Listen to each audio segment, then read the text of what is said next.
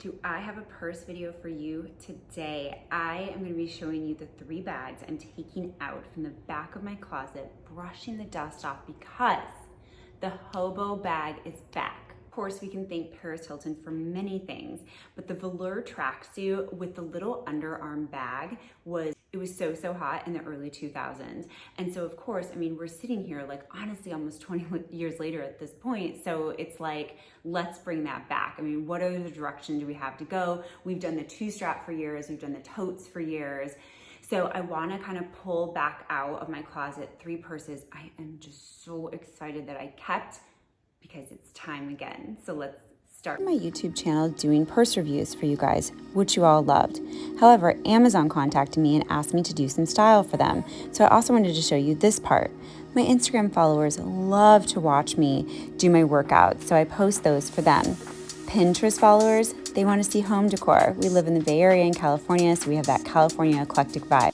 So follow me here on YouTube to get a little taste of everything at Brooke Julin. I'm so excited to say that I kept Bottega Veneta Hobo Black bag. I actually purchased this one and I purchased a Gucci one like around the same time. Like these are my 2 big purchases in Los Angeles at the time when these hobo bags like came into style. The Gucci one wound up being so uncomfortable. It was like the most bizarre bag. First of all, it was like their traditional canvas, and then it was like really flat. Like it didn't have like the flexibility that this one has. And so it constantly fell off my shoulder, and I would basically like carry it around like this with a water bottle, like in the crutch of my arm. And I was just always like, eh. So I wound up like basically reaching for this one, like every time I wanted to get that vibe. And when I was wearing like my velour tracksuit around Los Angeles. So if you still have one of these bags, pull it out. And even if you have the Gucci one, like maybe it did better for you than it did for me. Pull it out. Like these loop bags are so coming back in. And of course, you know, if you've been frequenting the Bottega website, they do have this hobo bag back, which is $6,200. And as you can see, like it has like that different stitching like along the outside of it. So it's obviously recognizable more for this era. Like this one is obviously like more of a vintage bag. Definitely start shopping around to see if you can pick up something like iconic like this. This is definitely like such a fun trend that I am so hopping on because we know it's going to be around for, you know, 5 years. And so just jump on the trend now. Speaking of Gucci, speaking of Paris Hilton, and speaking of underarm bags, this Gucci bag I have had since 2005. This was in the heyday of my like LA days. If this bag could talk, it would tell you about the time that I broke a heel and fell into George Clooney at the W Hotel in West Hollywood. So anyways, this bag, I am going to be taking it to Gucci to see if they can actually get it fixed up for me. This like handle or like this zipper, this is leather. I mean, we're about 1 zip away from the whole thing breaking off. The corners are completely frayed of the fabric. But it was just, I kept it. Like the memories of this, I couldn't get rid of it. And it literally has nothing on the inside. It's just a pouch. But I mean, they were thinking ahead. This will so fit my iPhone 12 Pro. This will fit. I can get lipstick. I could get some sunnies in here. So this will definitely be coming out with me when I'm like heading out with my friends or maybe even like some shopping. But first, I definitely want to get it fixed. So some of the newer bags that I want you guys to take a look at are Dior saddlebag, which I had mentioned before, is always a classic, has always stayed a classic, and they've come out with so many beautiful patterns and like colors for spring, or if you just wanted to keep it classic, you could go for a black for fall. The other line that you can definitely take a look at is Gucci. Okay, so Gucci has also brought back this shoulder bag, kind of classic of like that Jackie O's 1960s vibe.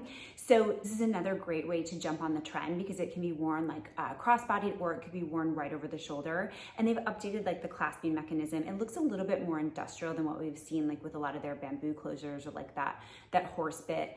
So Gucci's doing it phenomenally. And the other one that I would love to recommend, Louis Vuitton with the pochette that they have. You guys, I used to have that white monogrammed one and like the name is slipping, but I sold it. It had like the gold chain.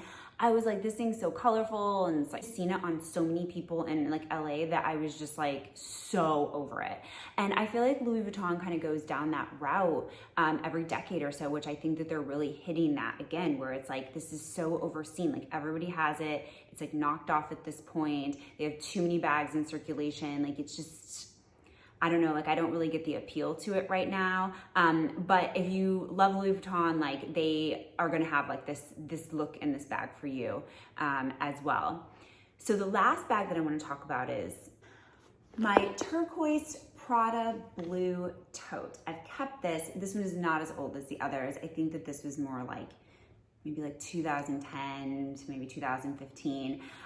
The reason I really love this one is because, you know, obviously the Birkin bag is everything. And I don't know, I just really loved the construction of this, and it kind of had like this vibe to it. So that's kind of one of the main reasons that I had purchased it, is are just like looking at the structure, and colored bags are definitely coming back in. Of course, this color isn't necessarily right on trend at this point, but this isn't a bag that I'm about to just like give up out of my collection and sell.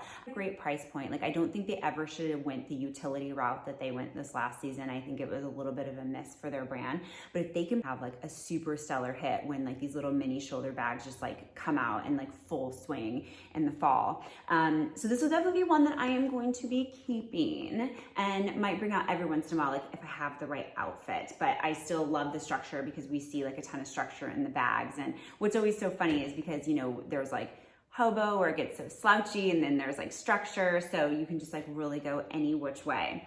And the last thing, you guys, I want to bring up, can we store these already, the Louis Vuitton Neverfull? If I see one more of these out, like I just can't anymore. So then put away. Let's see it again in 10 years when like the sloppy, you know, 2-strap tote comes back into circulation. I'm gonna bring it back out then at that point. So that's the video for you guys today. Hope you enjoyed it. And again, I think as a society, we need to come up with something better than the hobo. Like we need to go a step better. I like loop, maybe even like satchel or something like that. But when we are associating like a bag with homeless people and like kind of what we're going through as a culture nowadays, like I just think we can do a bit better. Like, let's step that up. So if you guys have any recommendations, let's drop them below as well. So I hope you enjoyed the video today, and I will definitely see you next time. And let me know about all the vintage bags that you're gonna be pulling out.